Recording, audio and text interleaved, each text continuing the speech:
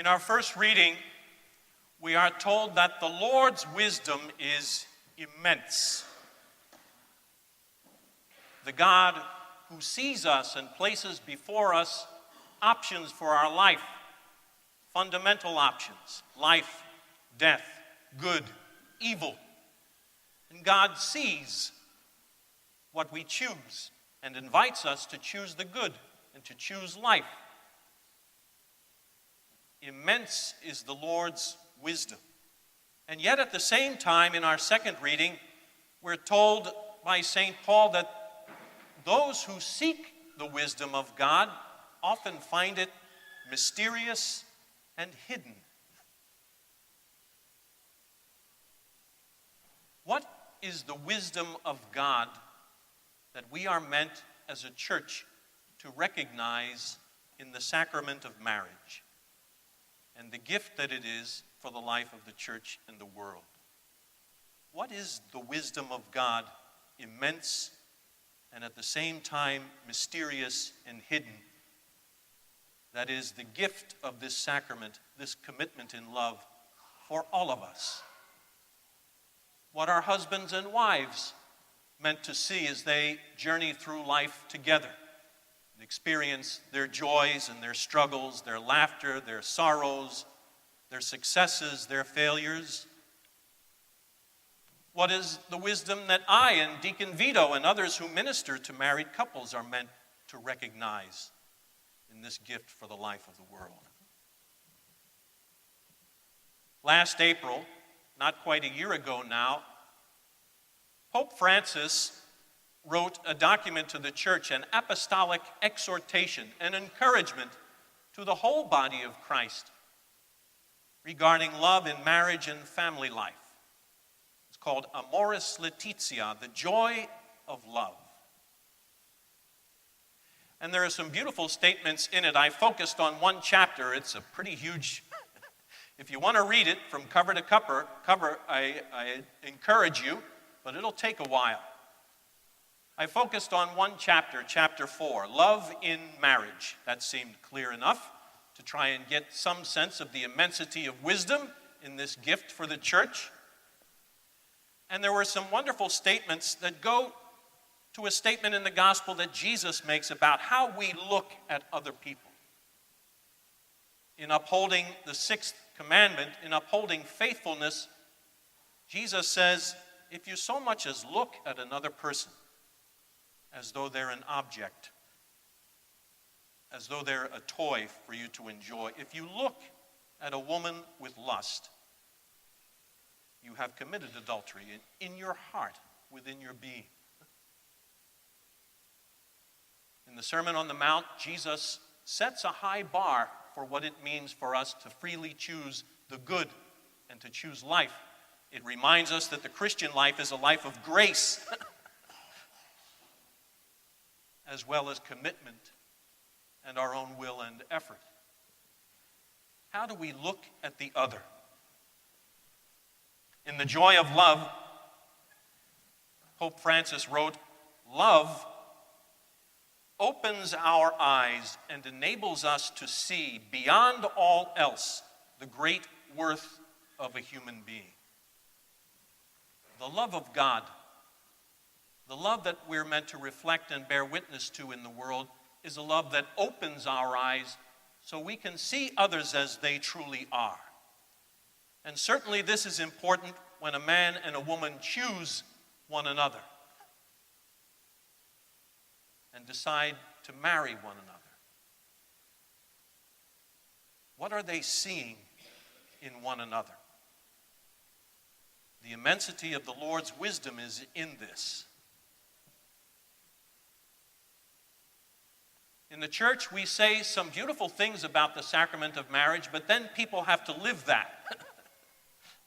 And it can be wonderful, and it can be excruciatingly difficult. What do we say about the sacrament of marriage and what it represents and shows what we're meant to see?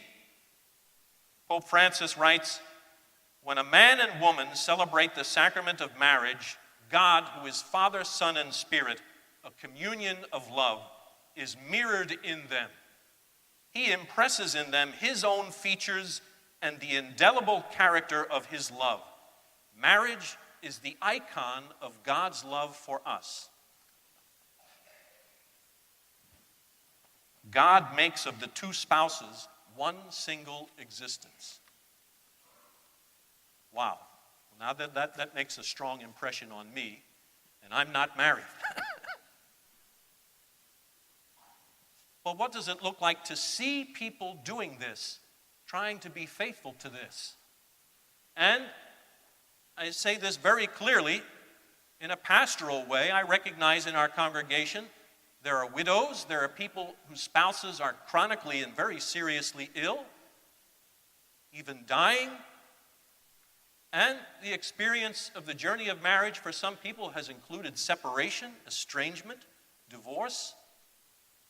Let's be very clear. When we greet one another at the beginning of the Eucharist, and I say, "The Lord be with you," and everyone replies, "and with your spirit," that greeting in Christian friendship is inclusive of everyone who is present and their experience of the journey of faith and life. Well, what does it mean to be an icon of God's love? There is something immense about the Lord's wisdom, and at the same time mysterious and hidden for all of us, no matter what path we walk in the church. So here's an illustration from my own experience of looking at a marriage. My father and mother married in 1937.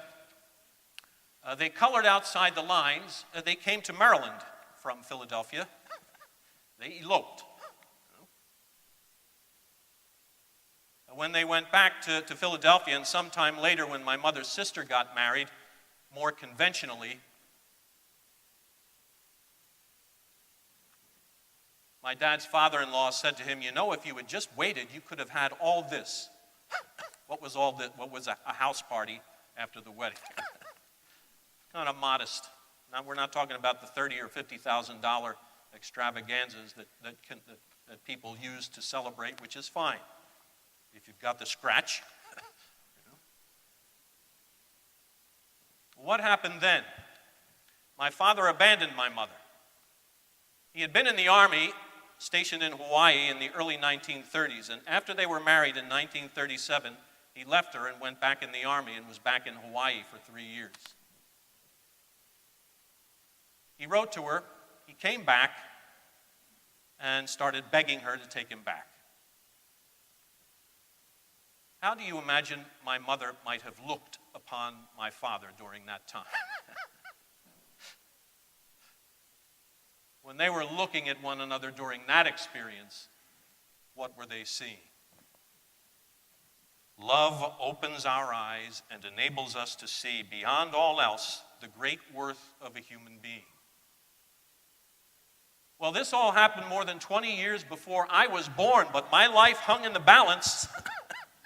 Everything about me would depend on what they would decide to do, what my mother would decide to do.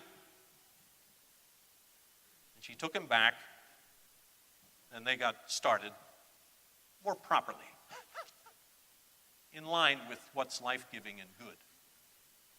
Their love was never perfect, and Pope Francis addresses this. He says very simply, and I think helpfully, imperfect love does not mean that it is not untrue or unreal. Love that is imperfect is nevertheless real and true if people say yes and mean it to each other and behold each other in love. My parents would become an icon for me, especially near the end of my mother's life. She died in 1976. There was a time when I was a boy, 14, 15 years old, when both of my parents were seriously ill. My father had a surgery. He got post-operative peritonitis, a very serious infection, nearly died. His health withered. He came home needing to be nursed, needing to have dressings changed. He lost 50 pounds. His skin was hanging from his body. What did it mean for my mother to look upon him? Changed dressings where gunk was coming out of the side of his body. And then, During that time, my mother was diagnosed with cancer. My father got well and my mother got sick. In the last few weeks that my mother was at home before she would go to the hospital for the final time and not come back, my father would take my mother in his arms, bathe her. She had had a radical mastectomy previously. My mother would talk to my sister Eileen in ways that she wouldn't talk to, and I was young. But about the mastectomy, my sister asked my mother, well, how was Dad? How was Dad with that? My mother said, he doesn't care.